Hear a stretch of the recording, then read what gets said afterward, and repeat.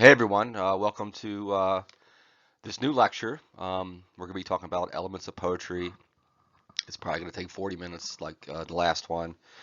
But before we do that, I just wanted to cover some housekeeping moving forward. Black aperture, as you can see here, a lot of individuals are saying they don't have it. It's available in the bookstore on the 5th, which is tomorrow, May 5th. So see if you can get it like that through the campus bookstore. If not, as you can see here, it's available for $9.99, the Kindle edition through Amazon, right? The ebook. So you can always go that route. And a quick reminder too that I posted and I emailed everybody the open-ended question, the first one, right, uh, for class. And let's see, we have four total for the semester. So the first one's a pretty straightforward, easy one. It's based on the lecture that I'm giving right now, so you're gonna have to listen to this lecture before you can answer it. It's due by midnight tonight, really 11:59 p.m., but we say midnight, right? So you have to go in there into Blackboard. On the left-hand side, you'll see open-ended question. It'll take you into what's called journals. And then I emailed everybody the directions, so you can just follow that. And then answer the question, hit post entry, and then it'll come to me, and I'll be able to make comment on it. And really, what it is, it allows me to understand that you looked at the material, because the material is integral for you moving forward in the class to understand other concepts that we're going to speak about, right? So without further ado, we'll look at the various elements of poetry. Just a quick note on the last slide. If, for whatever reason, individuals can't get Black Aperture uh, by, say, Thursday of this week, let me know. We're going to have to figure something else out in order to make provisions for that.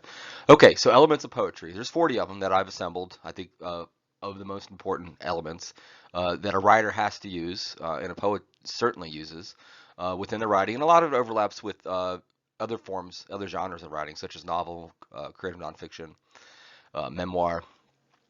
So a lot of those things, the poetics of it overlap. So number one, imagery, the language building the image, one of the most important aspects that a poet can utilize and that we have to sort of parse from the poetry that we're reading is how they utilize image to infuse the poetry with meaning. We derive a lot from our world that we live in through image, right? We're completely image based in our society. Think about it, how motivated we are by the image. I like to use the example. Years ago, as many of you, it still exists, MTV, right? But where we have the image, the video, and the music superimposed over it, right? We had these two things married together in concert. We needed the image for whatever reason. We were fine for a long time with just radio, just music, right? But then it became very important to have the image. Of course, we get our music videos now probably from YouTube and other outlets. Simile. A lot of times the image is built, the imagery is built through metaphor and simile. So number two, simile. Comparing one thing to another thing that is different, employing like or as, right? Number three, metaphor. Similar to simile, comparing one thing to another thing that is different, you're employing the word is. So you're making a direct comparison with metaphor, whereas simile is making a weaker comparison, but still a comparison nonetheless.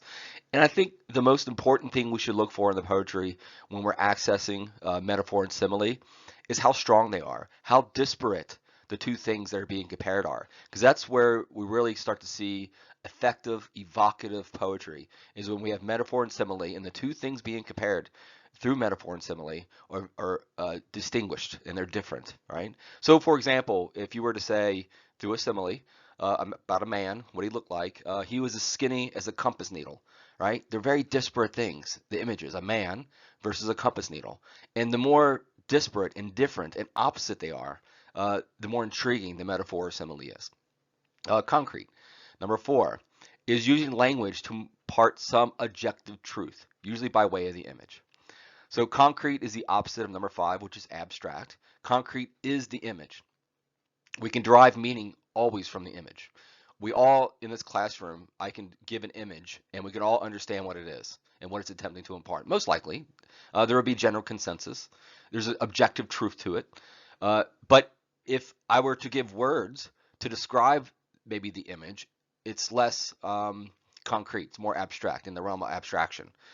So number five, abstract.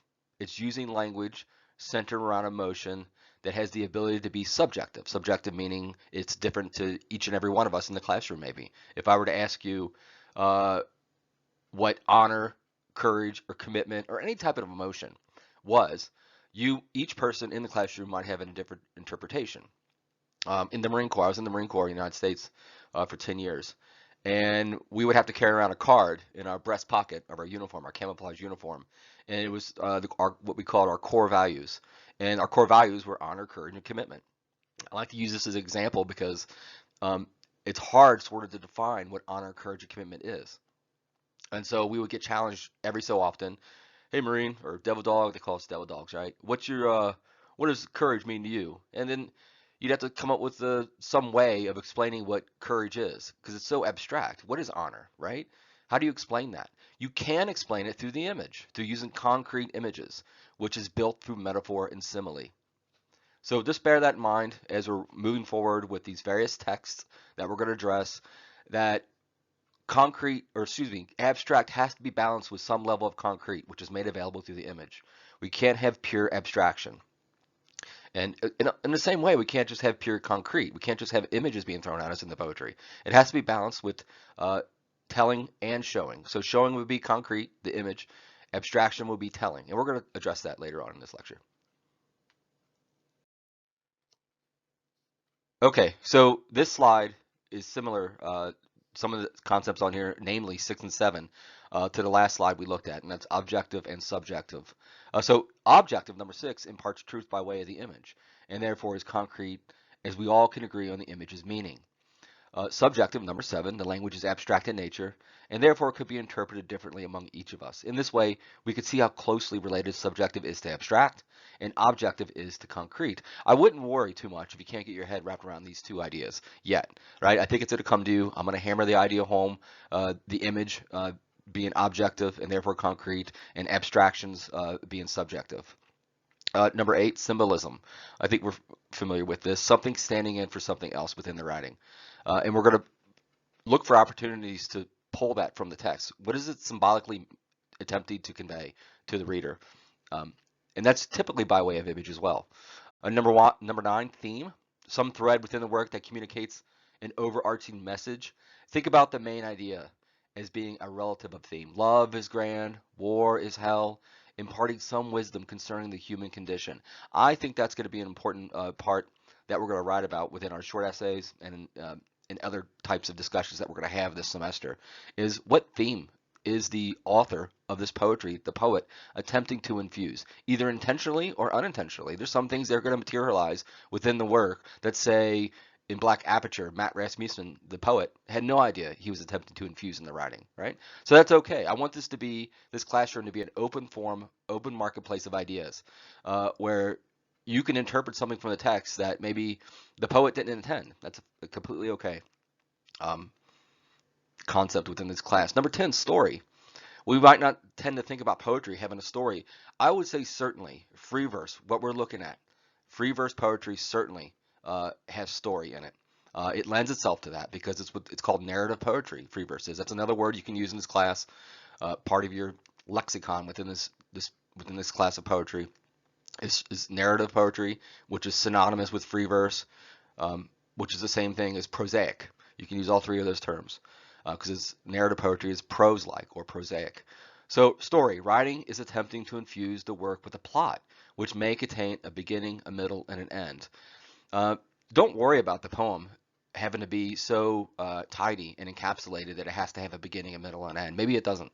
Maybe it has, maybe it's just an instant in time. And sometimes that happens within poetry. So let's just look for opportunities where we can parse these various elements out of it.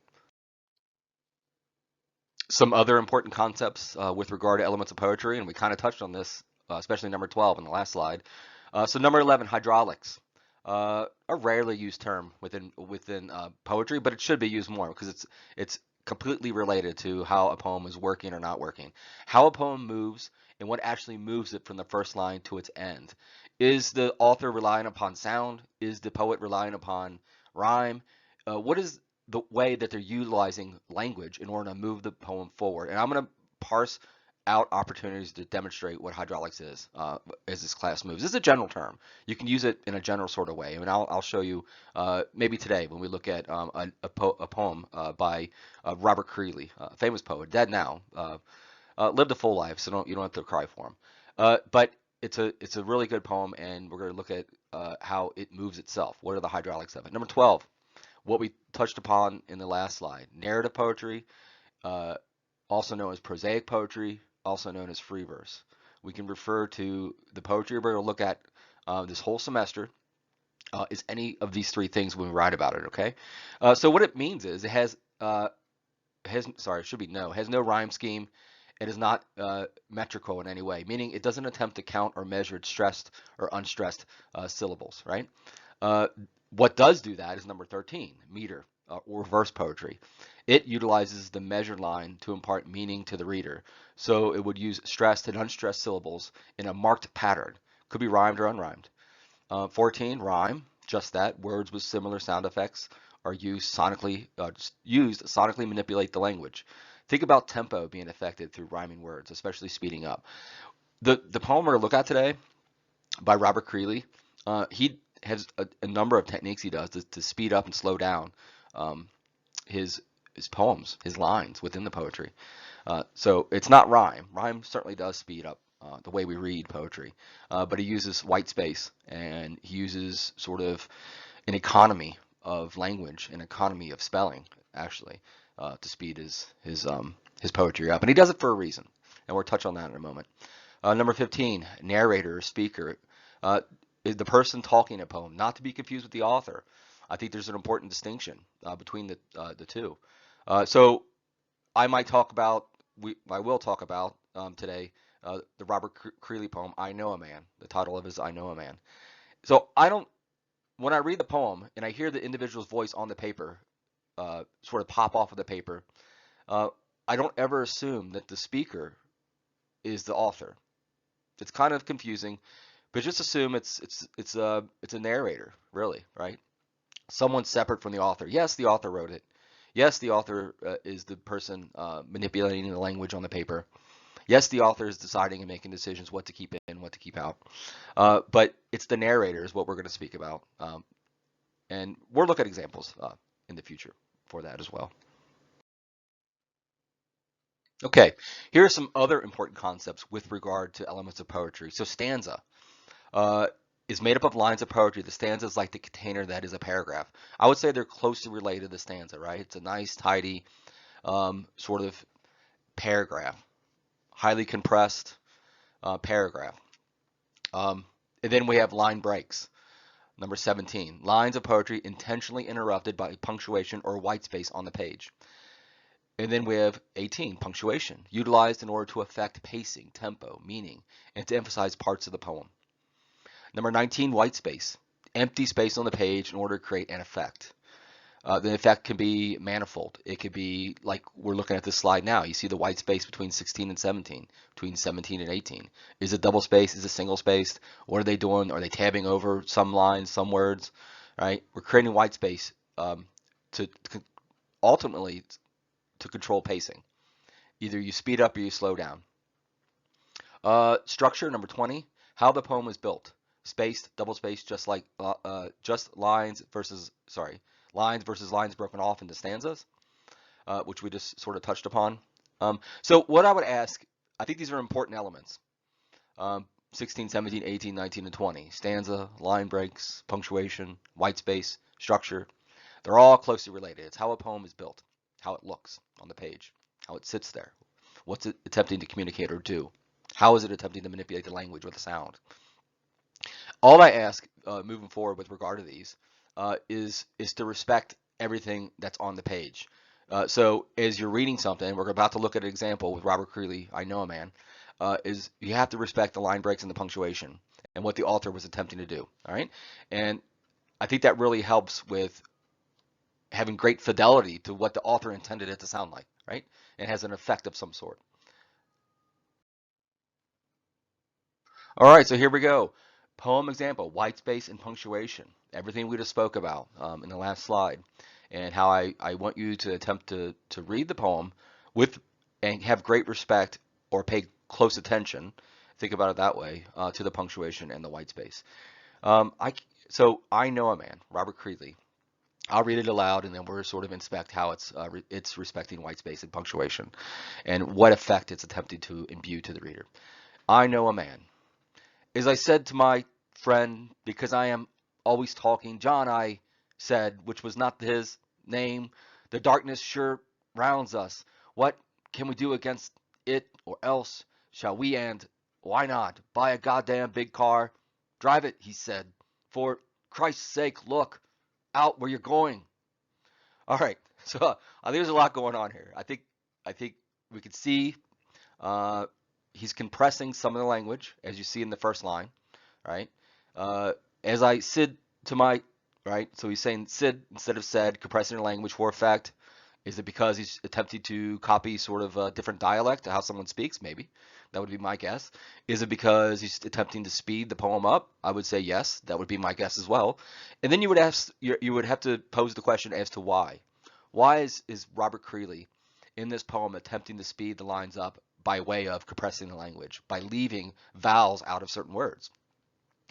And he's doing it maybe, and we all have interpretations, but my interpretation with working with Creeley, with working with his poetry over the years, is that he's attempting to imbue some anxiety, level of anxiety, right? Hesitance, uh, with regard to the narrator, the person in the poem who's speaking, all right, the speaker or the narrator. And I think it's effective in doing so. He has short, choppy lines. Look how short the lines are. Um, we're going to look at poems that are much longer in line length. I think Matt Rasmussen writes in this sort of way. Uh, and perhaps he's attempting to imbue the poem with the feeling and emotion of anxiety as well. So let's look at, as I said to my, it's not a full sentence, right? It's a short line that gets sort of truncated. We don't know what it's attempting to say until we read the whole stanza. And even then, I think holistically, we have to look at the entire poem to understand the meaning of it. Other things he's doing within the poem, he, in line, let's see, the second stanza, the second line, he hyphenates, surrounds us, right? So it's sort of truncated as well. So let's look at he's using 3 lines per stanza.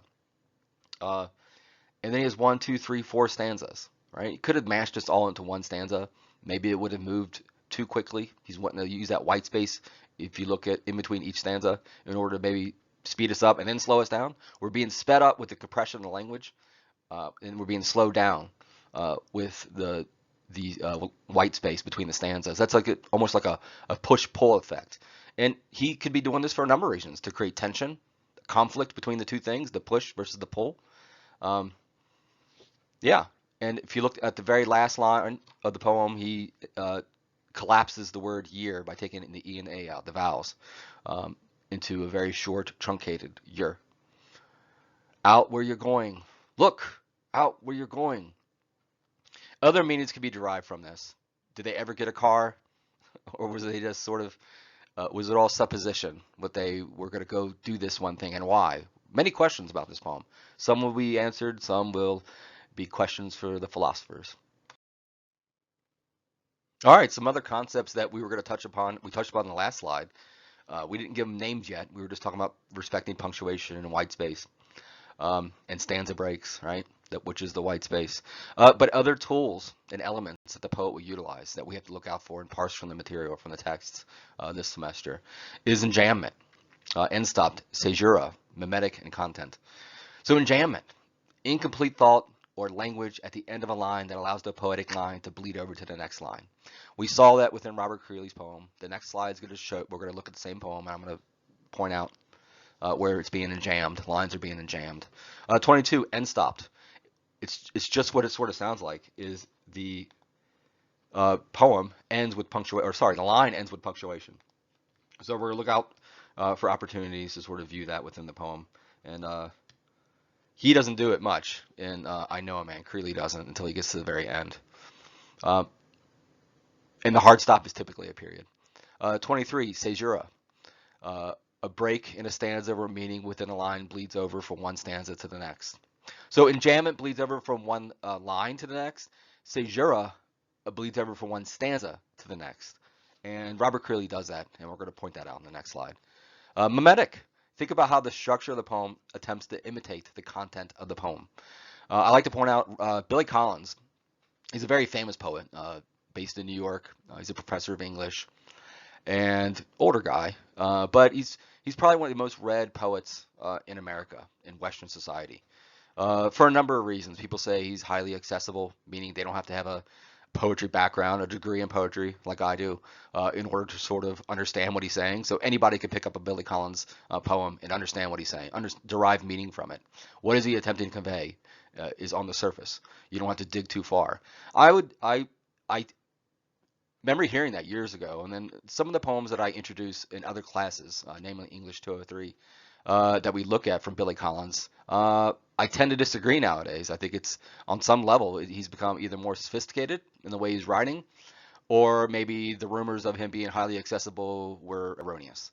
At any rate, he has a poem called Waterfall, and the poem unfolds on the page uh, with the lines are all the same length, and there are no stanza breaks, and it pours down the page like it's a waterfall. In that way, it's mimetic. It's mimesis. It's attempting to imitate the words on the page are attempting to imitate a waterfall itself. All right, 25 content. And by the way, mimetic. It's just a word you need to keep in your poetic pockets. I don't think we're going to look at any. We might look at an example intentionally, but I don't think any of the texts that are required reading for this class will have necessarily anything that's mimetic in it. But just know that word exists. 25 content. What the poem is attempting to impart. The words on the page. It's content. Okay, let's look at opportunities here where Robert Creeley is intentionally incorporating enjambment, end stop, and caesura within his content, which is the poem itself, right?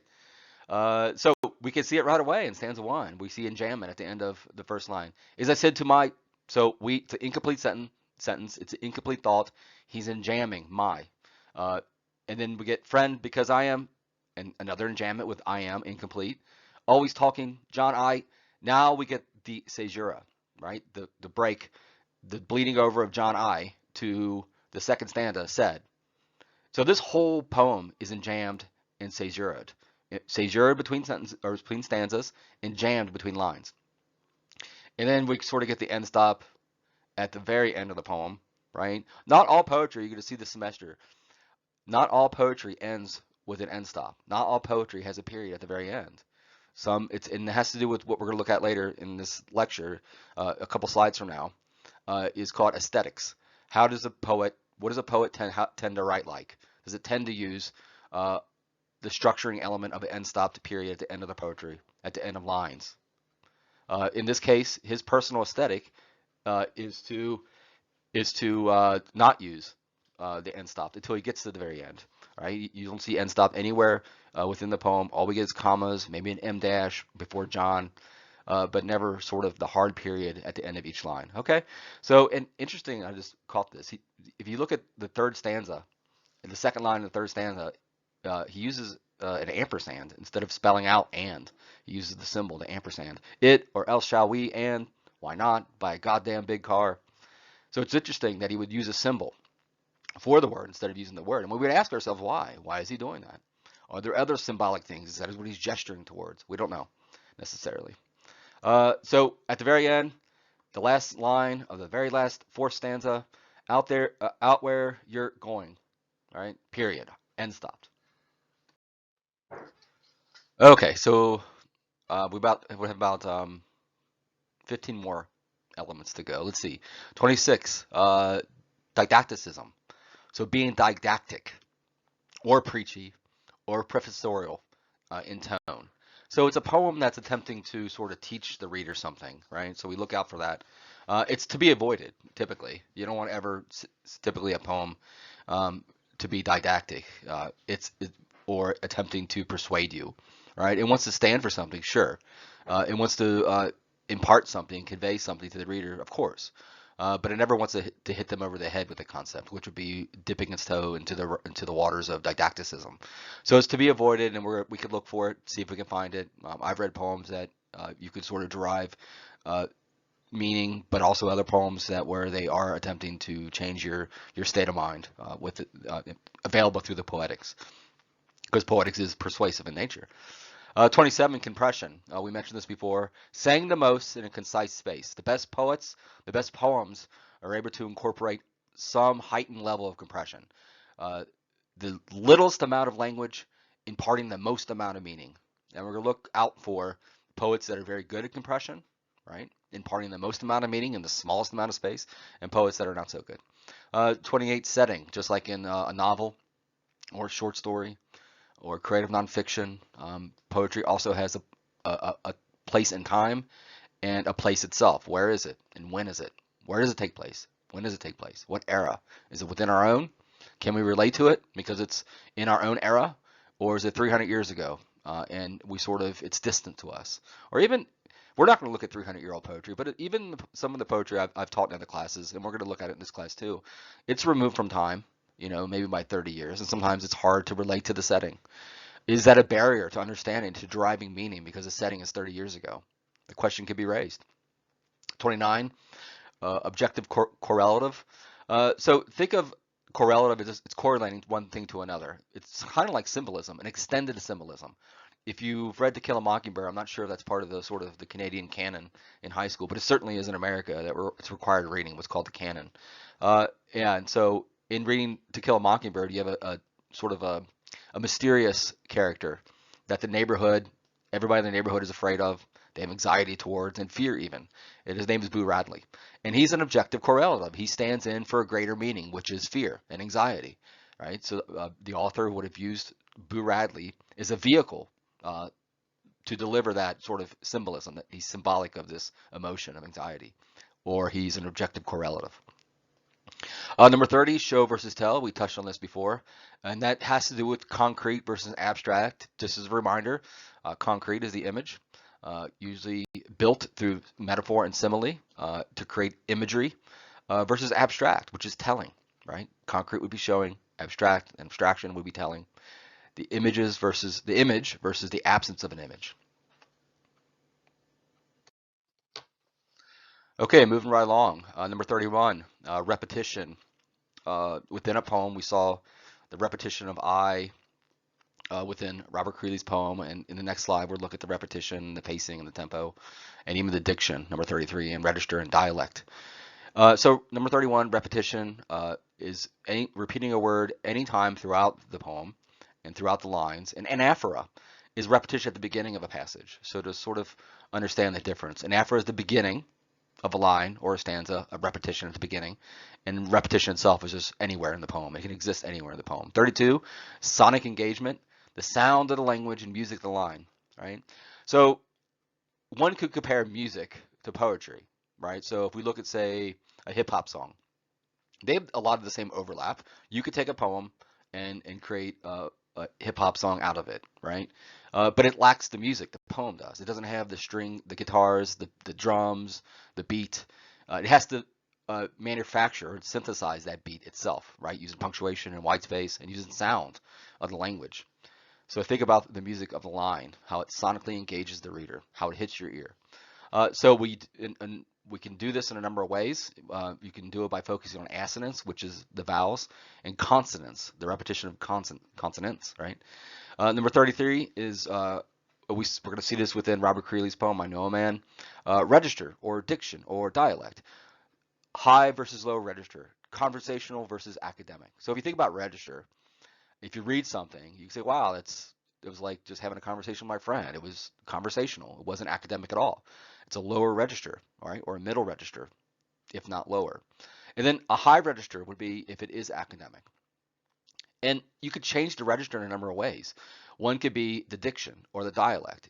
Is the individual, do they sound like they have a dialect or diction? The words they use, diction, dialect, the way they say those words, from another area of the say in Canada. They sound like they're from backwaters or from a different region, right? That would be the dialect. And I think Robert Creeley is attempting to infuse the poem with dialect, especially with leaving those vowels out of some of those words. Number 34, torqued language, especially verbs. So think about within the language itself the writer's utilizing. Are they using really strong action verbs, right? Are they torquing them? So the example I like to use is you could use run, great. We could look for individuals that are using verbs like run, sort of pedestrian, run-of-the-mill sort of words, right? They're not torqued. Versus dash, that's better. Dash is much better than run. And then versus dart. Dart would probably be the best, maybe, depending on the application. So we're sitting here and we're torquing the language, twisting it until we get the right verb, right, for the right situation. And we're going to look for opportunities where the author is doing that. 35. We spoke about this before, and this has a lot to do with what Robert Creeley is doing within his poem through white space and punctuation and cutting down on the language, compressing it, and compression itself, pacing and tempo. Mean the same thing. Speed in which the poem moves. Is it fast? Is it slow? Is it hastened? Is it methodical? Is it rushed? Etc. Okay, so for example, if we're going to look at Robert Creeley's poem, I Know a Man, with regard to pacing, diction, compression, and repetition, we can see the pacing. He's speeding the poem up and slowing it down. We call it the push-pull effect. And we believe he's doing that to create some sort of tension or conflict. The push versus the pull, a tug of war in a way. A person who's taking stock and having anxiety within themselves, right? Yet he's trying to create that sort of emotion on the page. And he's doing so, made it available through enjambment at the end of each line, and then the caesura between each stanza, cutting it off to where there's not full meaning. There's not a full sentence. We can't derive full meaning out of the line until it bleeds over to the next line, and then the next line, into the next stanza, to the next stanza. Then maybe at the end we can have sort of a holistic understanding of what he's attempting to say, what both the narrator is attempting to say, but also Robert Creeley as the poet. So diction. Is he using diction here? I think he is. If we look at the first line, he's leaving out the A of the AI out of as I said to my friend, right?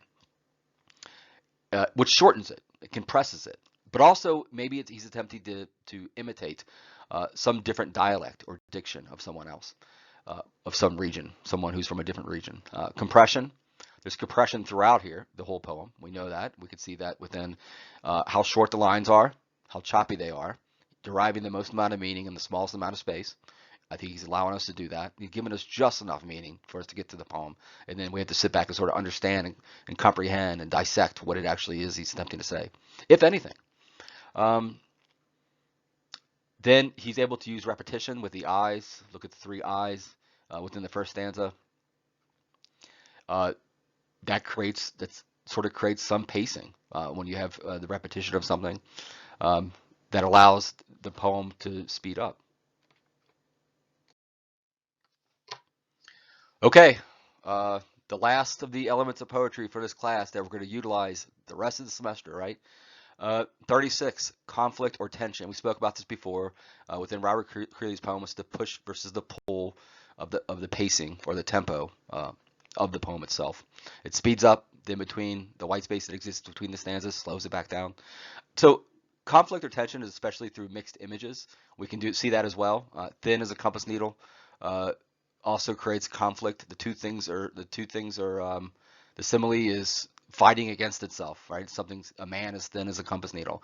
It's hard to see a man. It's easy to see a man, but then you try to see a man through the prism of the image of a compass needle, right? That creates the conflict or the tension. That's a good thing. But also it's the action within the poem, what we saw in Creeley's poem, the push versus the pull. That's the action, right? 37, unpack meaning from the abstractions. So we're going to see abstractions and we're going to attempt to do what we call unpacking it. Think about, you have a suitcase. The poem is a suitcase. You have no idea what's in the suitcase. You know it's a suitcase. You see the image of a suitcase. You have to derive meaning from it. So how do you derive meaning? You open it up and see what's inside. You unpack it. The poet has to elaborate on simply telling by utilizing the image. In order to how a poet unpacks an abstraction within a poem, unpacks just telling within a poem, is to utilize the image. You have to tell, but you also have to show within a poem, right? And also within fiction itself, right, is a great equilibrium that's struck between show versus tell.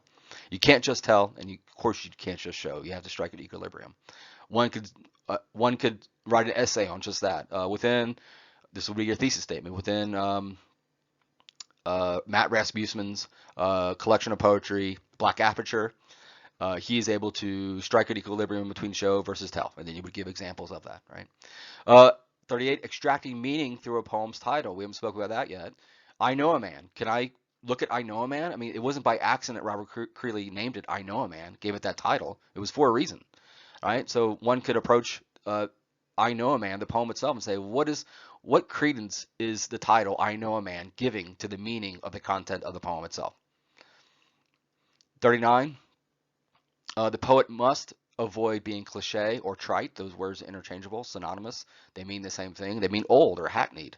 Images and language. Avoid trite, cliche images or language. The poet must do. We have to look out for opportunities where the poet is being innovative with language, or they're being cliche or trite. And then we say the poet should have went back and melt down that image and recast it new, recast that language, so it's more evocative. Number 4, aesthetics. We touched about this before.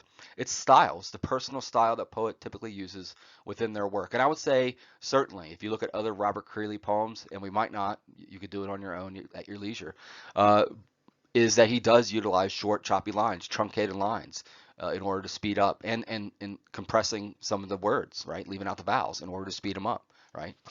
All right. Uh, we're gonna look at the next slide to see if we have any questions, and that's really it. All right, so please email me if you have any questions concerning anything we've covered thus far. I know it's a whirlwind, a lot of concepts we went over today, all 40 of them. Uh, After you've read and listened to this lecture, you have to go onto Blackboard, and you have to, on the left-hand side, you have to answer the open-ended question. It's pretty straightforward. It has everything to do with what we covered in here. It's not covering everything. It's not exhaustive. It's just asking you to sort of pick out a few concepts within this lecture to sort of write about. So, and remember, the open-ended questions don't have to be anything more than a paragraph, even a couple lines. Some will be longer in the semester. We didn't have a lot of material to work with thus far, so this is open-ended question just could be a couple lines long, right? But as we build the text that we're reading, the hopefully the open-ended questions will start to approach, say, a paragraph, and you can go over a paragraph. I'm not going to take away any marks if you do. So log into Blackboard to comment on the open-ended question I posted. No need to write more than a few sentences. There you go. I just repeated myself. Please email if you have any questions. And just with regard to another element of housekeeping. Um, so today is May 4th, Monday. Tomorrow will be May 5th, of course, Tuesday. We're going to review various genres of poetry. So we're going to look at different poetry, just as a review, just so we say, okay, we could check mark that box that other genres of poetry exist other than prose, or sorry, other than prosaic or narrative poetry or free verse. It's going to be a quick review, and then really the substance of the lecture is going to review Modern Language Association, or MLA, formatting style, and I'm going to have a PowerPoint for that as well. And that's it. And then we'll move on to May 6th, where we look at Black Aperture. Please reach out to me if you couldn't find it or you couldn't get it in time. Of course, we can find it. We know where it is. It's on Amazon. It's at the bookstore starting tomorrow. Um, and then we'll have to make special arrangements at that point. Okay, guys, email if you have any questions. Thanks. Bye.